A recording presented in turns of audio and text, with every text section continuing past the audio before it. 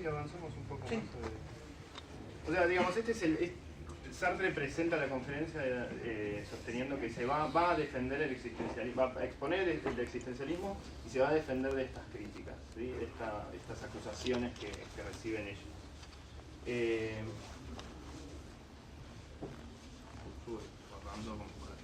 Sí, obvio.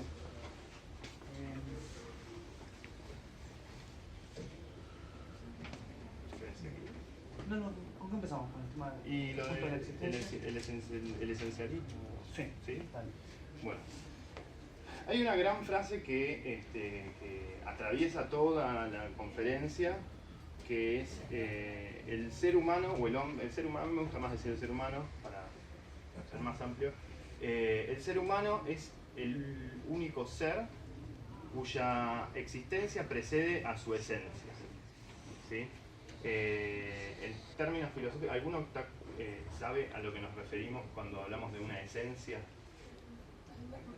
A la filosofía de Platón. Tranquilamente te puedes remontar ahí. Sí.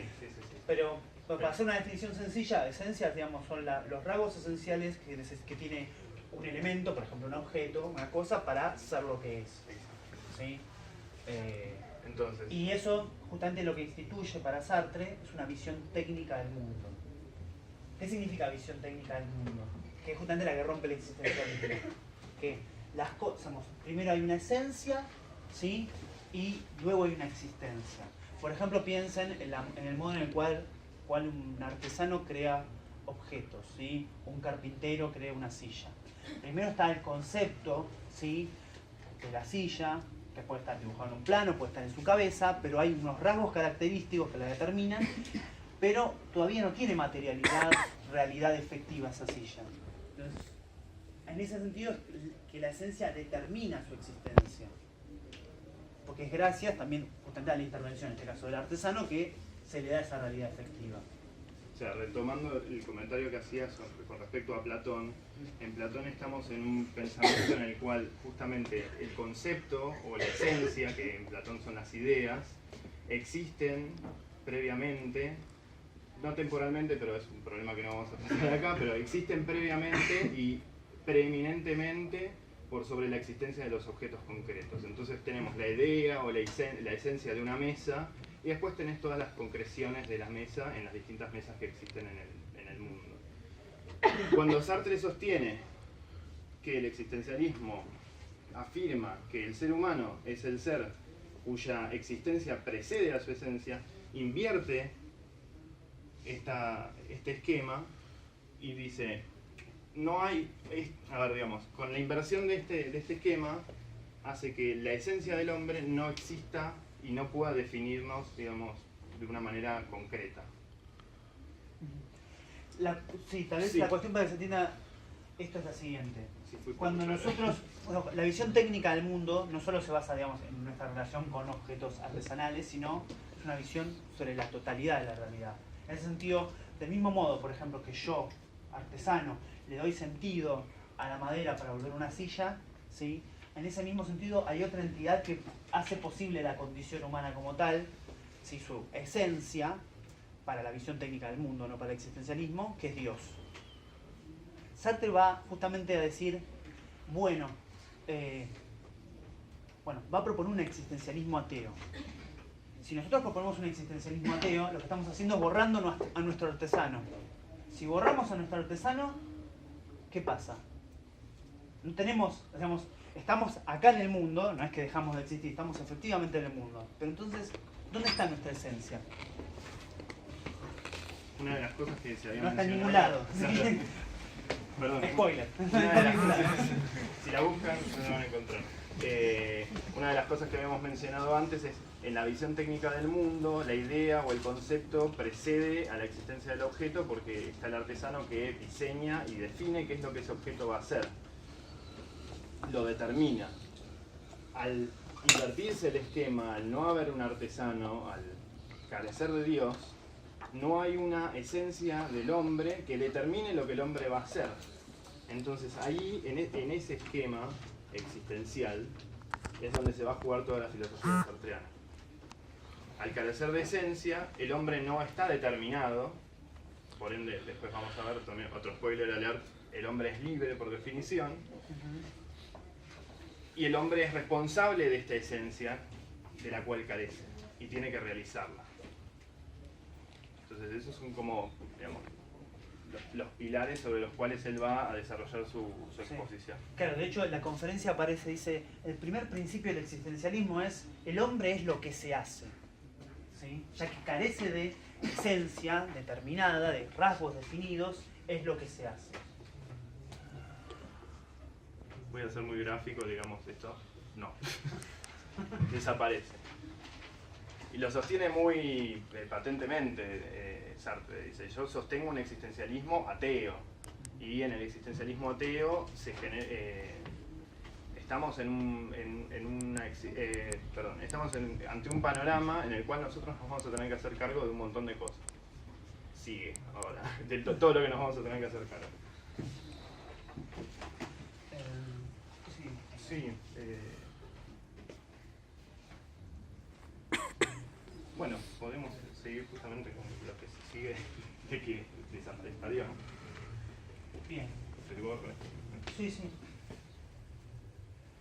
Bueno, recién entonces mencionamos.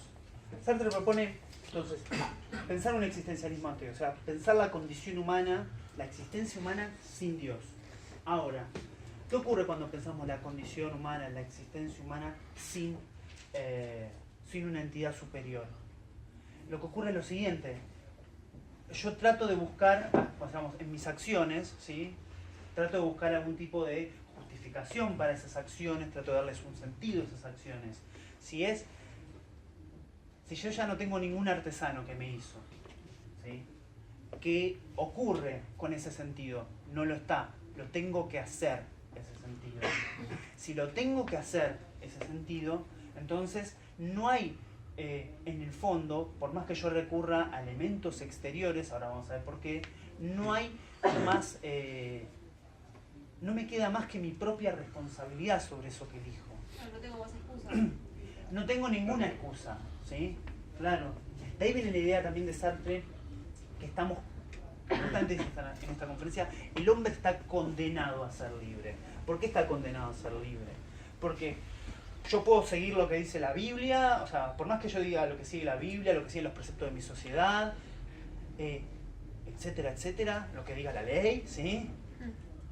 Yo estoy eligiendo, ¿sí? Seguir lo que dice la Biblia, seguir lo que dice la ley, la moral, mis padres, lo que sea, mi naturaleza, digamos. Hay un montón de como avatares de la naturaleza humana que, bueno, también los vamos a... Todas nuestras condiciones de esta índole, ¿no? Que, bueno, ¿dónde nací? Si soy hombre, soy mujer, lindo, feo, ¿sí? Si hablo tal lengua, si nací en tal época, con tal cultura, son todas cuestiones que Sartre va a denominar facticidad, pero la condición humana no está atada a la facticidad. ¿Y qué quiero decir con esto también? Que, bueno, pensemos también, por ejemplo, en el plano de la herencia. No es que si yo soy artesano, yo soy artesano porque mi padre fue artesano y no puedo hacer otra cosa, porque no puedo obtener ningún tipo de educación mejor para hacer otra cosa, porque no sé hacer otra cosa, ¿sí? Ahí sí estamos en verdad metiendo, bueno, básicamente, ahora vamos a hacerlo con otra ideas, lo que es una excusa sobre estamos enmascarando nuestra verdadera condición, que es la de en la cual nosotros tenemos que elegir. Somos libres. Sí, retomo un par de cositas que quedaron ahí. Muchos adelantos. Sí, no, está bien, siempre va a haber adelantos en estos temas. Bien, mencionábamos recién, no hay Dios, entonces no hay una esencia humana, no hay una naturaleza humana. Sartre también hace una especie de crítica a los filósofos modernos que dicen, bueno, que sí, se vuelven ateos, pero sostienen una idea de Dios un poco, no me sale residuaria, que dicen, bueno, sí, no, está bien, Dios no existe, pero tenemos que mantenerlo porque si no, no podemos mantener la moralidad, no podemos mantener las leyes. Sartre dice, no, muchachos, no hace falta mantener eso. luego avanza un poco más y dice, incluso filósofos como Kant han sostenido la existencia de una naturaleza humana y nosotros los existencialistas nos sacamos eso de encima. Jorge mencionaba, el hombre está condenado a ser libre. Por ende, primero, la libertad no es un derecho, es la condición existencial del ser humano. Segundo, al desaparecer una naturaleza humana, el hombre se vuelve responsable de su existencia. Lo cual es un poquito agobiante, porque uno no es solamente responsable de lo que va a hacer, sino que también es responsable de lo que ya es. Y eso remite también a una de las grandes frases sartreanas, que es uno tiene que lidiar con lo que hicieron de uno, digamos. O sea, yo bien podría echarle la culpa a mis padres porque, bueno, no sé, tengo una pierna chueca o porque no tenían suficiente dinero para pagar la educación que yo quería. Como mencionaba Jorge, solo conozco el oficio de artesano, voy a hacer esto. Uno también es responsable de todo lo que hicieron de uno. Entonces es un panorama un poquito agobiante, es una libertad que realmente es condenatoria. Entonces eso hay que tenerlo en cuenta. Y por otro lado, también volviendo a esto de las acusaciones que se le hace al existencialismo, si quitamos a Dios del medio, quitamos una naturaleza humana del medio, y hablamos de esta libertad absoluta, también cabe la posibilidad de que digamos, bueno, somos completamente libres, hagamos lo que queremos. Esa acusación de libertinaje, de subjetivismo, incluso podemos hablar de una especie de relativismo moral, que Sartre también, en lo que vamos a ver del resto de la clase, no va, va a decir, no, tampoco vamos a caer en eso. Justamente porque el hombre es responsable, no se puede hablar de un relativismo moral o una especie de vale todo. Eso quería como... Sí, claramente. Y además justamente lo que implica ahora voy con esto. Sí. Lo que implica... No lo miren. Que esto es lo más curioso, ¿no? Tal vez lo más triste. Lo que implica la libertad absoluta tiene como reverso la responsabilidad absoluta. ¿Por qué responsabilidad absoluta? Porque no hay ningunos otros elementos exteriores que puedan condicionar realmente mi elección, ¿sí? O mi proyecto, que es acá lo que iba. Nosotros afirmamos recién, Sartre, digamos, afirma, por ahí no con esta dureza, pero que la condición humana es nada. ¿Qué significa nada? Que no tiene esencia, ¿sí? O sea, existimos, pero no tenemos esencia.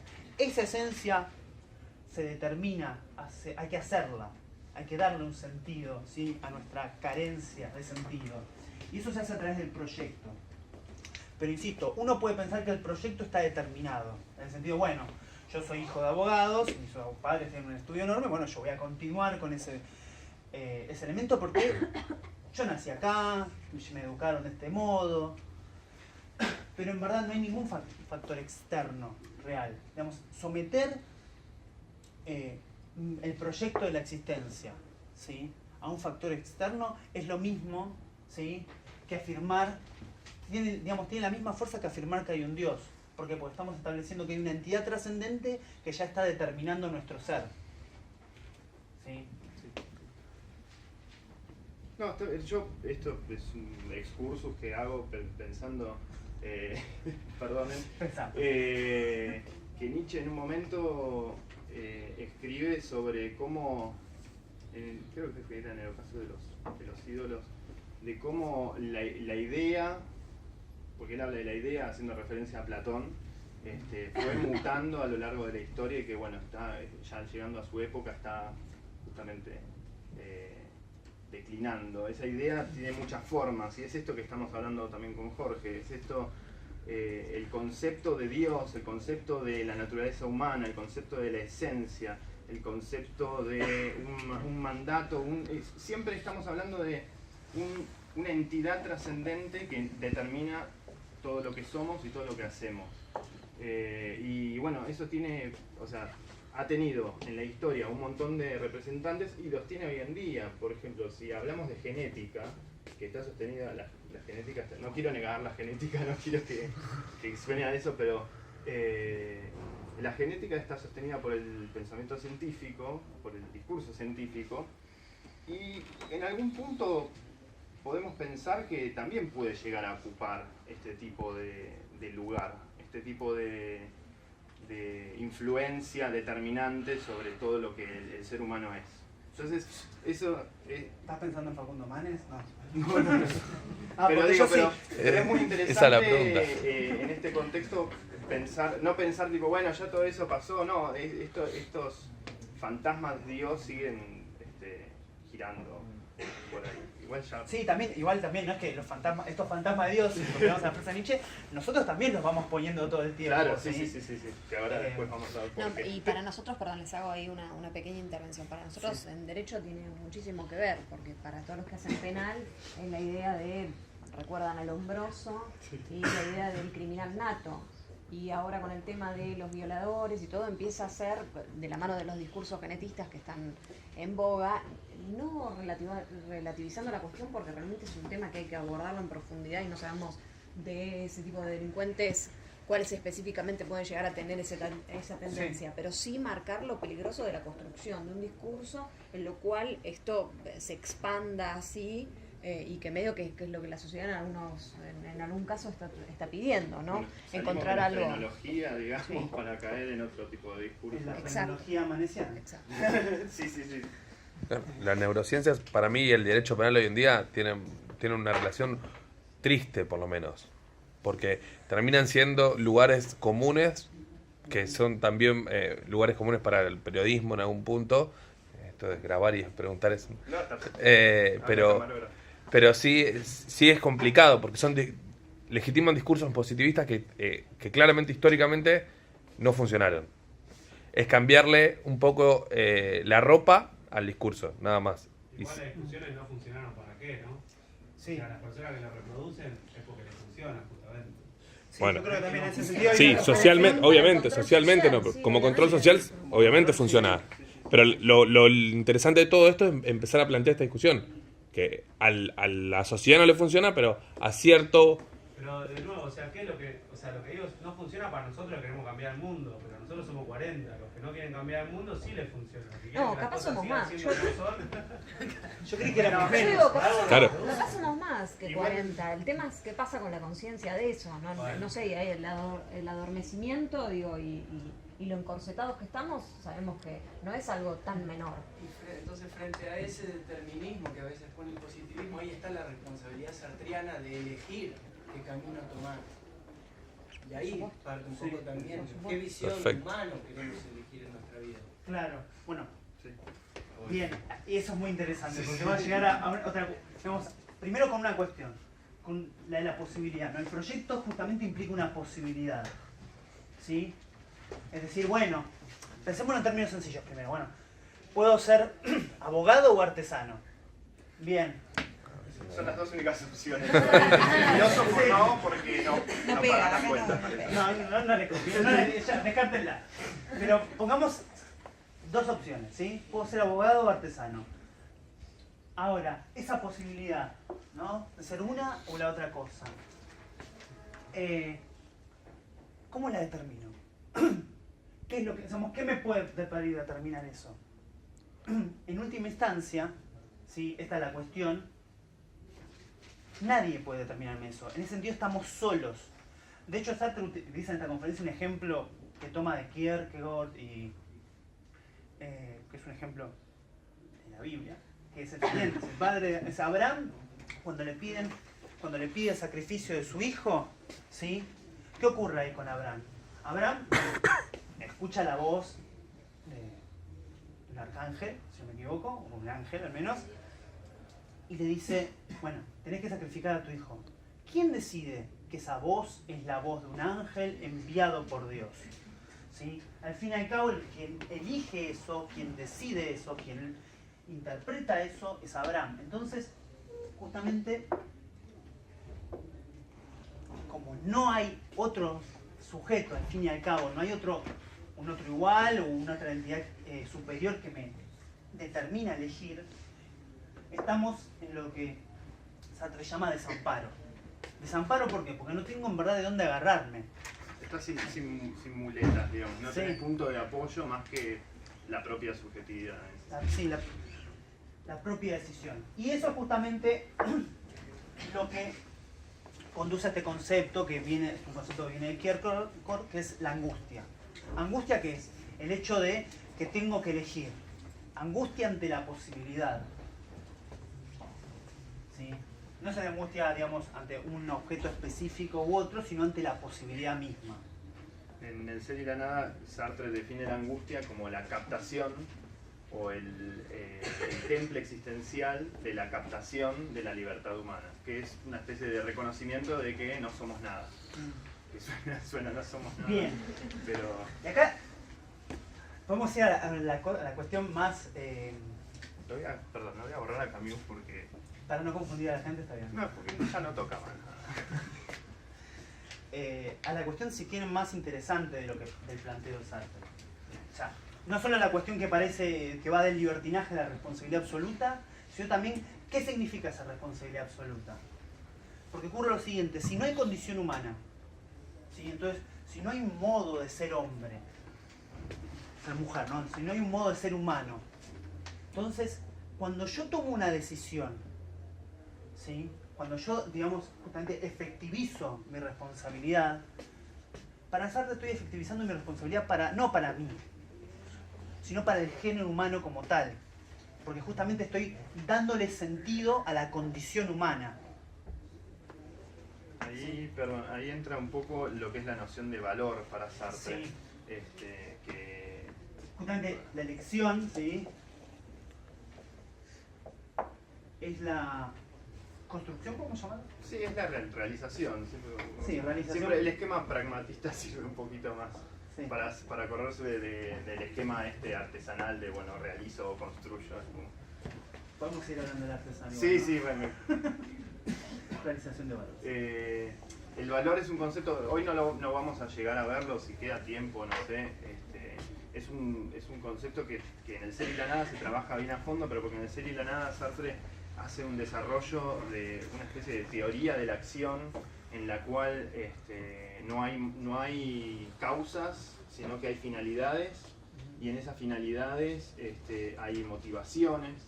O sea, y de vuelta, se invierte el esquema, en vez de uno estar yendo porque, o sea, realizando algo porque, lo realiza para, y en ese para está expresada la naturaleza humana de carencia, y en esa carencia surge siempre un valor. Entonces, en ese surgimiento del valor, perdón, si estoy yendo muy rápido me frenan, en ese surgimiento del valor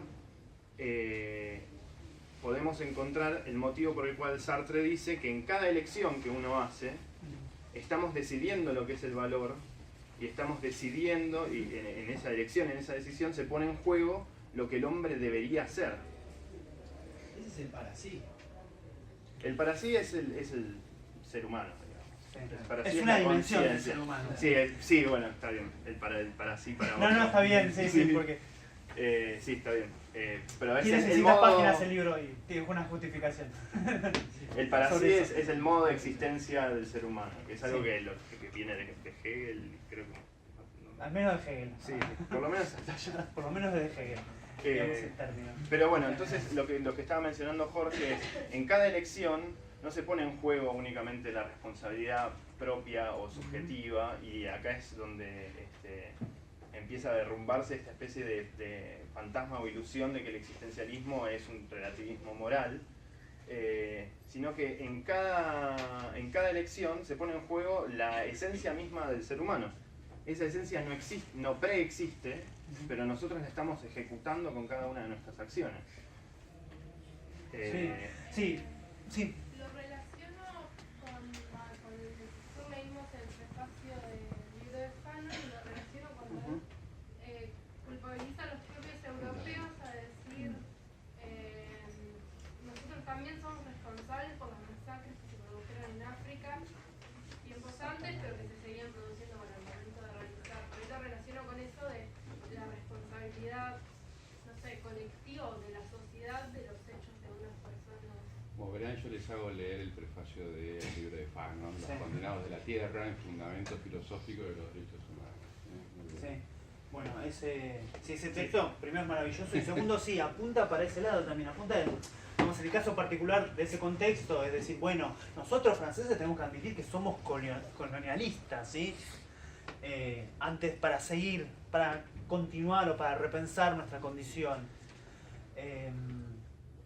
Viene por ese lado, ¿no? Digamos, bueno, está bien, bueno, supongo, ¿no? Un francés del siglo XXI dice, bueno, pero yo qué tengo que ver con Argelia, si yo nací en el 95. Bueno, no, pero también hay una responsabilidad ahí.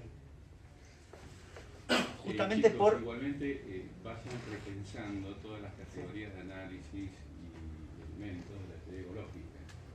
Cuando Fede habla de la problemática de la valoración, la problemática de lo que es la conducta, la problemática de lo que es la decisión, vayan vinculándolo casi ontológicamente con la explicación de lo que es la teoría ecológica del derecho. Recuerden que Cosio hablaba de que no hay conducta sin valor. Bueno, todos estos elementos los tienen que ir correlacionando permanentemente en base a la situación de Sartre en particular. ¿Sí? Así que vayan pensando también en el esquema ecológico para ir reflexionando permanentemente. Bien. Sí. Bien. Y entonces, ese es un punto muy interesante, porque uno piensa digamos, el primer vistazo, cuando va viendo el desarrollo de la conferencia, va diciendo, qué bueno, somos absolutamente libres. No, somos absolutamente responsables. No, somos encima que somos responsables para todo el género humano, ¿sí? Digamos, y en las decisiones, por ahí no en decisiones, digamos,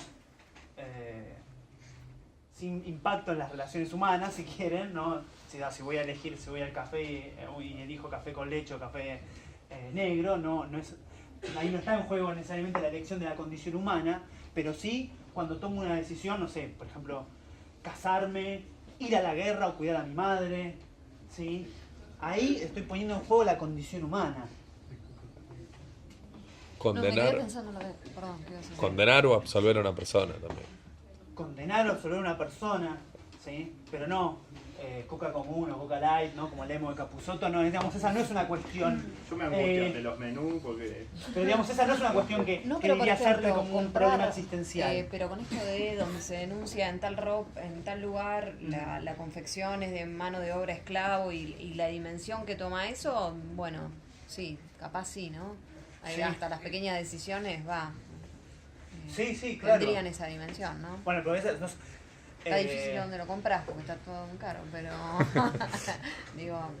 Claro, bueno, pero también, Para bueno, en ese contextualizar, tipo de ¿no? decisiones es gastar más dinero, menos dinero por una cosa, digamos, cuidar mi bolsillo, ayudar a la comunidad X que está trabajando en ese objeto, sí, por supuesto, sí, pero no, digamos, a lo que voy no es que este existencialismo, sí, digamos, se pone en cuestiones banales. De hecho, justamente lo que haría es enfatizar, bueno, en el caso de Coca común o Coca light no sería el problema, pero en el caso sí de si yo elijo un producto o ecológico o un producto antiecológico, o un producto que ayuda que es regional de un producto extranjero, sí, ahí estoy tomando una decisión, sí, sobre cómo tiene que actuar el género humano, por decirlo de algún modo, si quieren, por ahí no ser tan extremistas, por ahí la sociedad argentina, ¿sí? Perdón, hago como un breve paréntesis porque a mí me resulta interesante que estamos ante esta especie de esta angustia opresiva ante el reconocimiento de la propia responsabilidad, que es a la vez captación de nuestra responsabilidad, captación de nuestra libertad y captación de todas las posibilidades que tenemos enfrente. Y lo que me parece interesante que quería comentar es que en Sartre hay una definición de la finitud humana que no viene por el lado de, bueno, nos vamos a morir, somos mortales y ahí estriba nuestra finitud y de ahí se define todo el ser humano. Sino que nuestra finitud está, o sea, el meollo de la finitud humana está en esta situación de tengo que elegir, no puedo hacer todo, no puedo tomar Coca común y Coca light, no puedo ser ecologista y no ser ecologista. O sea, la finitud humana nos atraviesa de cabo a rabo vayamos a morir o no. Eso es una cosa que a mí me parece que es una nota de color que es muy interesante, como para considerar también qué es lo que define al ser humano en el pensamiento sartreano. Claro, mismo cuando vos no estás eligiendo, es una manera de elegir. Sí. Sí, por eso es una condena, en serio. Buenísimo para un viernes a la noche. Sí. Pero, igualmente, si también Sartre está acá, que bueno, que frente a este movimiento de la elección absolutamente responsable, absolutamente libre, siempre hay una especie de reacción, de contramovimiento. Creo que Sartre lo llama enmascaramiento, ¿sí? De esta libertad o de la responsabilidad como tal, que es lo que Sartre llama mala fe, ¿sí? Que es una condición de la conciencia como tal. La condición de la mala fe consiste en decir, para simplificarlo un poco, bueno, no, yo no, la verdad que no puedo, no sé, yo no puedo entrar a esta carrera o a esta universidad, no me da la cabeza, no tuve buena educación, yo no puedo hacer esto, o esto no es para mí. Fumo compulsivamente Sí. porque tuve una crianza muy traumática y tengo actitudes compulsivas. O sea, Sartre también critica mucho el psicoanálisis. ¿Qué puedo hacer? Viene por eso. Sí. ¿Qué puedo hacer? ¿No? También ese es el momento. Y también es Para importante, cambiar. antes estábamos hablando de estos movimientos, de estas actitudes que tienden a revitalizar esa idea, ese concepto que nos determina. Y es interesante mencionar que en el existencialismo eso es parte de nuestra naturaleza. No, porque estoy a punto de decir algo que no debo decir. Estás Pero- tratando de mala fe también, Sí. pero para ilustrar. ¿sí? Pero digamos, la existencia humana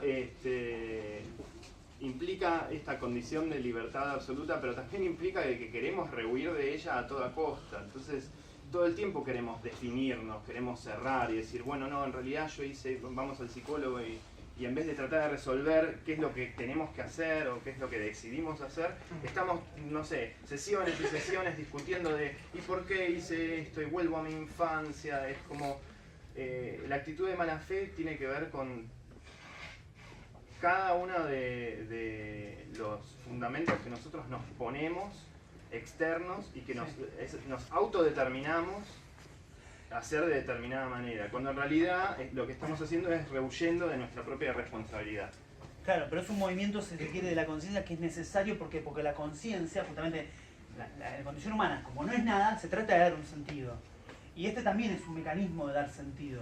¿Sí? Decir, bueno, yo no puedo hacer eso, o yo voy a ser abogado porque no puedo hacer otra cosa. Eso también es darle un sentido a la existencia, pero pasa que la determinación no es autónoma. No viene de la propia subjetividad, sino que es una determinación que yo dibujo afuera.